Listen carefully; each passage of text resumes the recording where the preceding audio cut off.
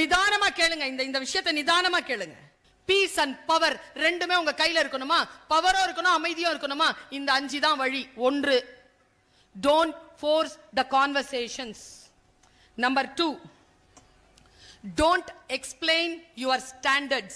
உங்கள் தகுதிகளை அடிக்கடி அடுத்தவர்களிடத்தில் விளக்கி கொண்டிருக்காதீர்கள்.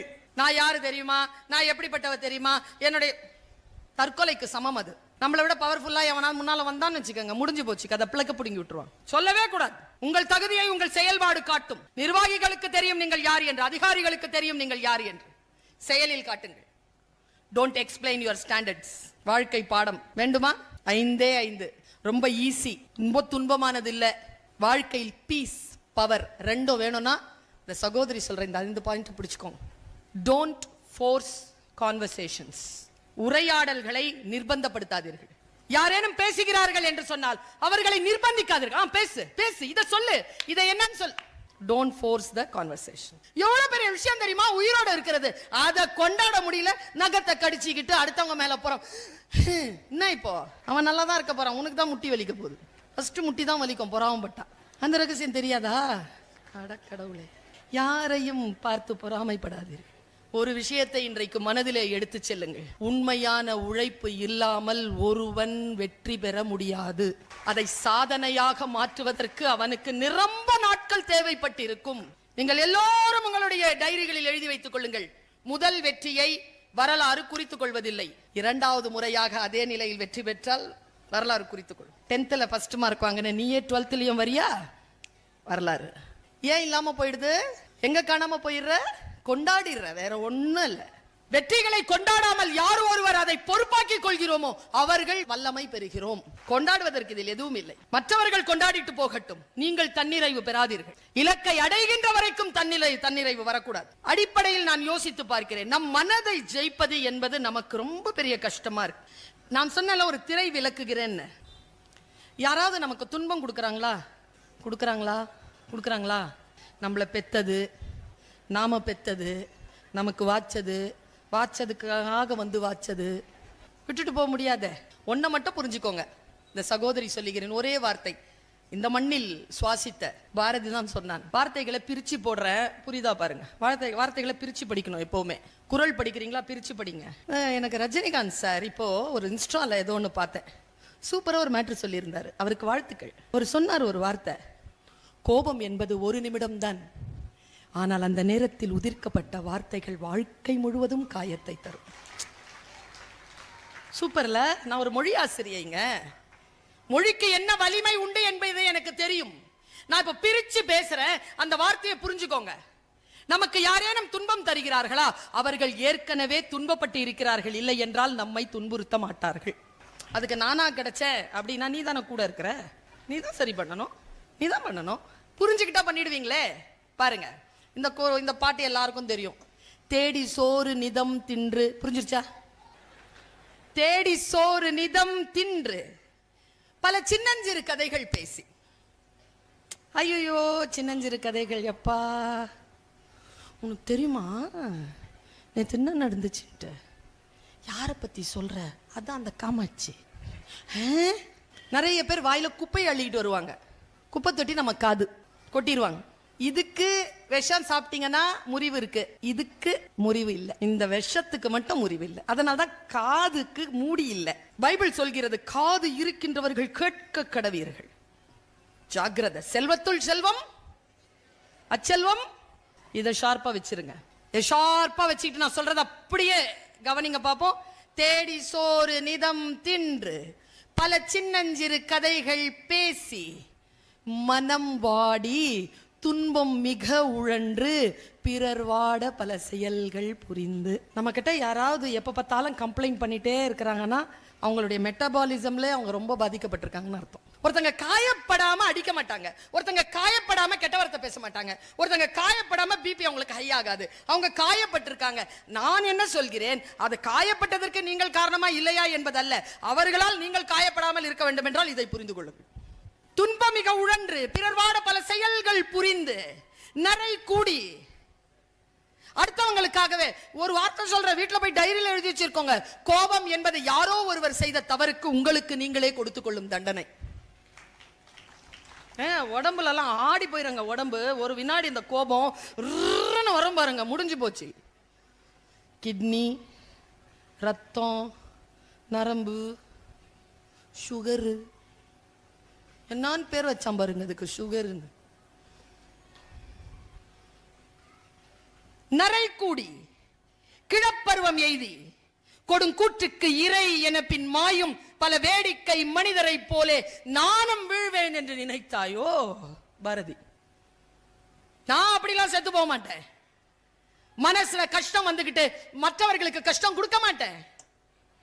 என் மனசை கஷ்டப்படுத்திக்கிட்டு நான் முதுமை எய்தி சாக மாட்டேன் பாரதி.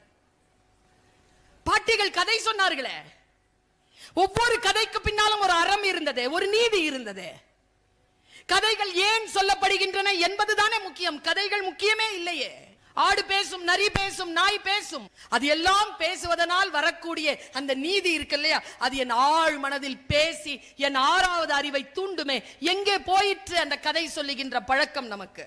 எல்லாம் மேல இருக்கிறவன் பாத்துக்குவான் மாதிரி எல்லாரும் இந்த ரீல்ஸை பார்த்து தொலைக்கிறீங்க. நான் ஒன்னு சொல்லட்டுமா, நம்ம எனர்ஜி எப்படி தெரியுமா வேஸ்ட் ஆகுது? எனக்கு தெரியல, குர்ஆன்ல ரொம்ப கடுமையாக சொல்லப்பட்டிருக்கக்கூடிய ஒரு தப்பு, ஒரு குற்றம் குர்ஆன்ல பெருசா அதுக்கு தண்டனை உண்டு. நான் சொன்னா நீங்க ஆச்சரியப்படுவீங்க. புறம் பேசுவது. பேசுறோமா?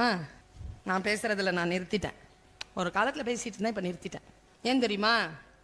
புறம் பேசுவதுக்கு பதிலா செத்து போலாங்கிறான் Valluvan. You want to hear that Kural? புறம் கூறி பொய்த்து உயிர் வாழ்தலின் சாதல் அறம் கூறும் ஆக்கம் தரும்.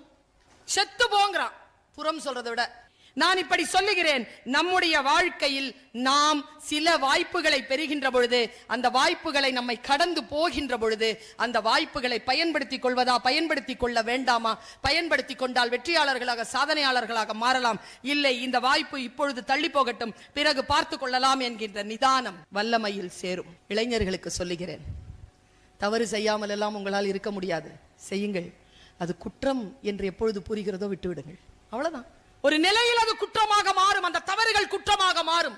ராத்திரி 11 மணிக்கு வர்றது தப்பு தான். அது குற்றச் செயலாக மாறுகின்ற வரைக்கும் நீங்கள் அதற்கு நேரம் கொடுக்காமல் 8 மணிக்கெல்லாம் வீடு வந்து சேருங்கள். இருட்டு சரியானது இல்லை, வெளியில் நீங்கள் பாதுகாப்பற்று இருக்கிறீர்கள். அதனால் சொல்லுகிறோம், மூடிய கதவுகளுக்கு நன்றி சொல்லுங்கள். ஏனென்றால் நீங்கள் அங்கே போய் அடிமைப்பட்டு விடக்கூடாது என்பதற்காக பெரியவர்கள் அதை மூடி வைத்திருக்கிறோம். நிறைய பேர் துடிக்கிறீர்கள் உள்ளே போவதற்கு. உள்ளே போனால் சிக்கிக்கொள்வீர்கள் என்பதற்காகத்தான் அதை மூடி வைத்திருக்கிறோம். திறந்து உள்ளே பாயாதீர்கள். நம்ம கிட்ட பணிபுரிகின்ற பணியாளர்கள் இருக்காங்களே, அவங்கள விட நாம புத்திசாலிகள் இல்லை சில விஷயங்கள்ல. அவங்க நம்மளை விட புத்திசாலி. அதை கரெக்டா தெரிஞ்சுக்கிறவன் தான் தலைவன். பெரும் கூட்டம், 200 புறாக்கள், அதை எல்லாவற்றையும் ஒரு வேடன் குரூப் புள்ளி வச்சிருச்சு. புள்ளி வச்சிருச்சுங்கிறது முதலாளிக்கு தெரிஞ்சிருச்சு. முதலாளி இப்போ பறவைகளுக்கு சொல்லி தருகிறார். என்ன சொல்லி தருகிறான்? இந்த எல்லா புறாவும் பாதுகாப்பா இருக்கணும்ட்டு ஒரு விஷயத்தை ஆரம்பிச்சான். எல்லாரும் சொல்லுங்க, நான் சொல்றது திரும்பி சொல்லுங்க. புறாக்கள் எல்லாம் அப்படி பார்த்துச்சு. சொல்லுங்க, திருப்பி சொல்லுங்க. புறாக்கள் சொல்லுச்சு. ஆரம்பிங்க. நம்பர் 1, வேடன் வருவான். வேடன் வருவான். விதை தூவான். விதை தூவான். வலை விரிப்பான். வலை விரிப்பான். சிக்கிக்கொள்ள மாட்டோம். சொல்லுங்க பாப்போம். அப்படியே சொல்லிச்சிங்க. பிராக்டிஸ் கொடுத்தான் பாருங்க, சூப்பரா கொடுத்தான் பிராக்டிஸ். அத்தனை 200க்கு 200 புறாவும் சொல்லிச்சான். எங்க அம்மா சூப்பரா கதை சொல்லுவாங்க. வேடன் வருவான், இறை தூவான், வலை விரிப்பான், சிக்கிக்கொள்ள மாட்டோம். சரி, நான் கொஞ்சம் உள்ள போய் கொஞ்சம் வேற வேலை பார்க்கறேன். எல்லாரும் சொல்லிக்கிட்டே இருங்க. எல்லாரும் சொல்லிக்கிட்டே இருந்தாங்க. அன்றைய பொழுது முடிஞ்சுதா? சரி போதும், எல்லாரும் தூங்குங்க. அடுத்த நாள் காலையில 5 மணிக்கு ஸ்டார்ட் அப்படின்னா எல்லாம் சொல்லிச்சிங்க. வேடன் வருவான், இறை தூவான், வலை விரிப்பான், சிக்கிக்கொள்ள மாட்டோம். சொல்லிக்கிட்டே இருங்க. இந்தா வரேன்னு சொல்லிட்டு அவன் உள்ள போயிட்டான். வேடன் வந்துட்டான். வேடன் நெருங்குகிறான். புறாக்கள் எல்லாம் வேடனை பார்த்தன. வேடன் வருவான். வேடன் நின்றான். இறை தூவான், வலை விரிப்பான், சிக்கிக்கொள்ள மாட்டோம். நின்னா வேடன் ஒரு நிமிஷம். மறுபடியும் ஆரம்பிச்சுதுங்க. வேடன் வருவான், இறை தூவான். நேர இறை தூணா. இறைய கொத்திக்கிட்டே சொல்லுச்சுங்க. வலையை விரிப்பான், சிக்கிக்கொள்ள மாட்டோம். வலையை விரித்தான். வேடன் வருவான், இறை தூவான், வலை விரிப்பான், சிக்கிக்கொள்ள மாட்டோம். மொத்தமா தூக்குனான். எடுத்து மூட்டையா போட்டான். வேடன் வருவான், இறை தூவான், வலை விரிப்பான், சிக்கிக்கொள்ள மாட்டோம். வேல்யூம் குறைஞ்சுக்கிட்டே இருந்தது. வேடன் வருவான், இறை தூவான், வலை விரிப்பான், சிக்கிக்கொள்ள மாட்டோம். போயிடுச்சு. இவ்வளவுதான் கதை. அடுத்தது உங்கள் பொறுப்பு. சொல்லித் தருகின்ற சொற்களில் இல்லை வாழ்க்கை, அதன் பொருளை உணர்ந்து கொள்வதில்தான் வாழ்க்கை இருக்கிறது, அதை செயல்படுத்துவதில்தான் வாழ்க்கை இருக்கிறது என்று புரிந்து கொள்வது. பல நேரங்களில் நாம் செய்கின்ற மிகப்பெரிய பிழை என்ன தெரியுமா? நம் மனதை நம்மளால ஜெயிக்க முடியறது இல்லைங்க. மனதை எவன் ஒருவன் ஜெயிக்கிறானோ, ஐயா சொல்றாருங்க மகாகவி பாரதியார். நான் இப்ப உங்களுக்கு ஒரு திரை விலக்கி காட்டுகிறேன், புரிஞ்சுக்கோங்க. அந்த திரை விலக்கல்ல இருக்கக்கூடிய காட்சியை புரிஞ்சுக்கோங்க.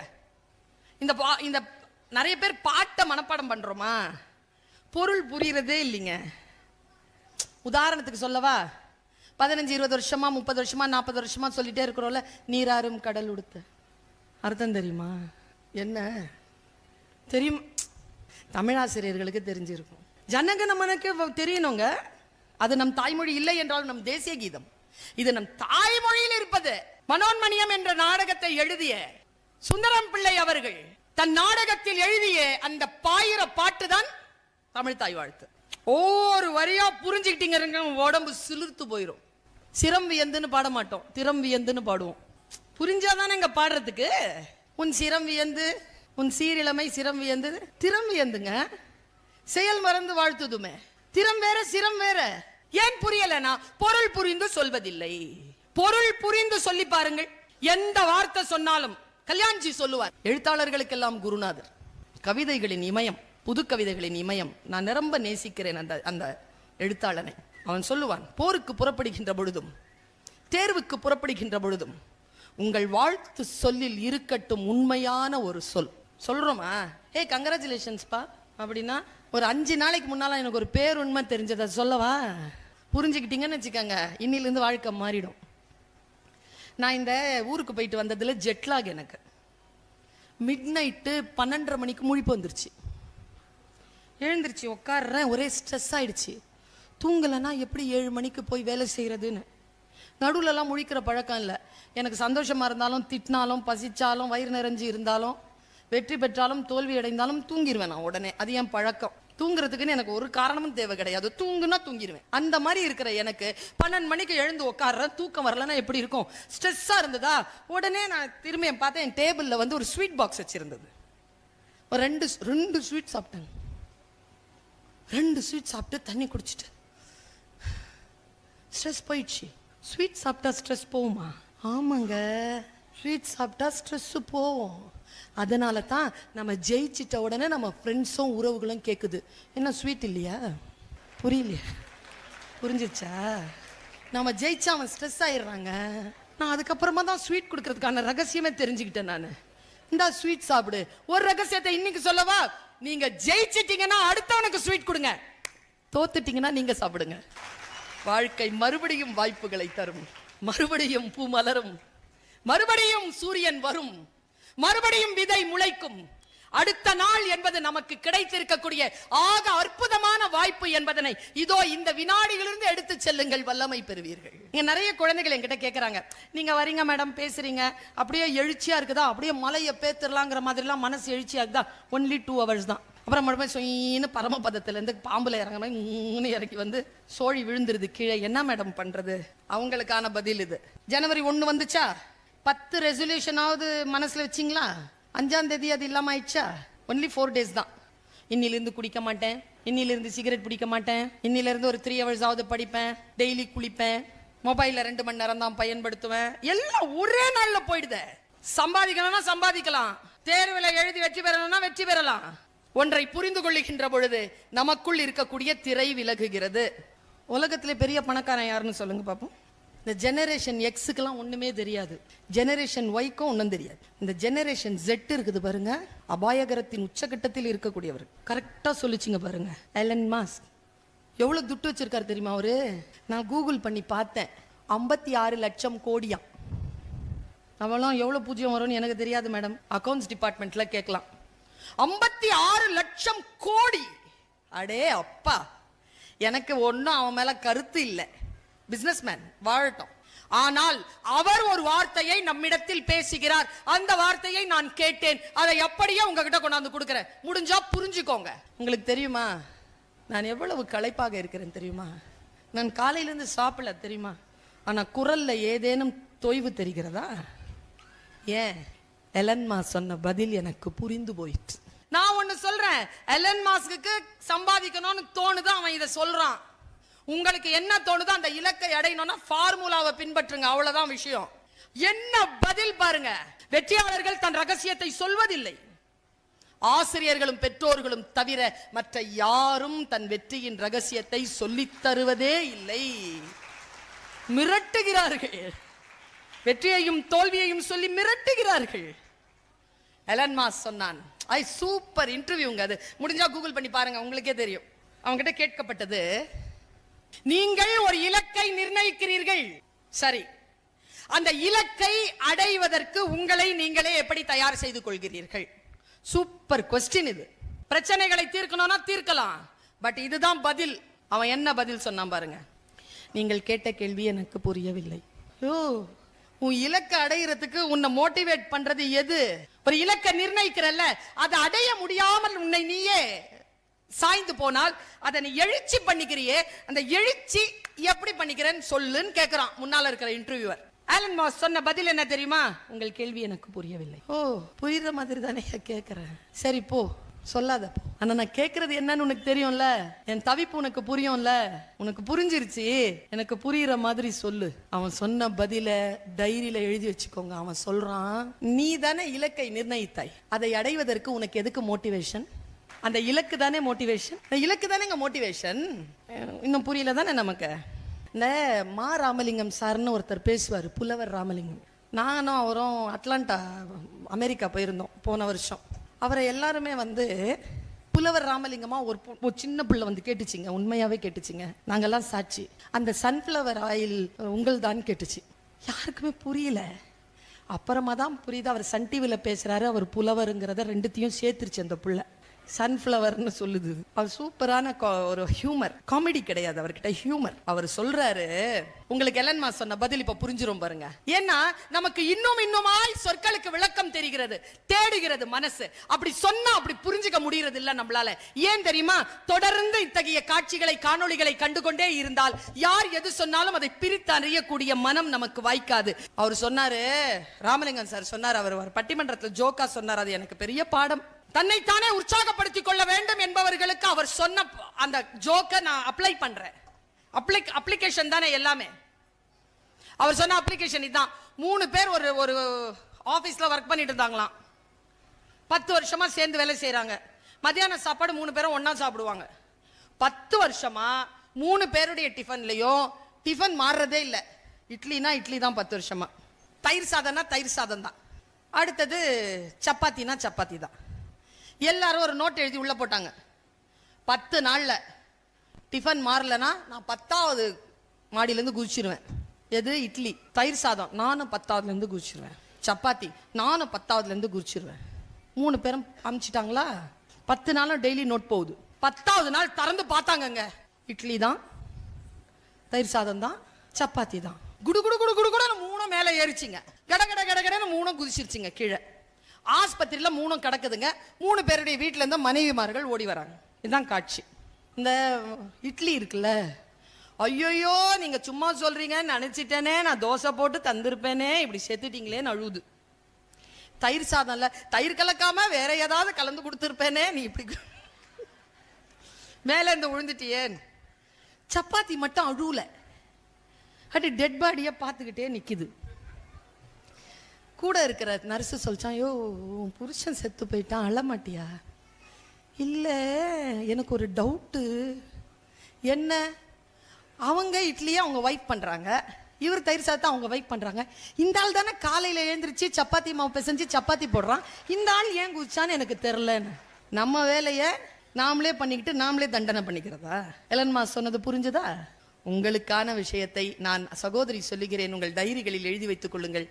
The only person under the sky will help you is you. உங்களை தவிர வேறு யாராலும் காப்பாற்ற முடியாது.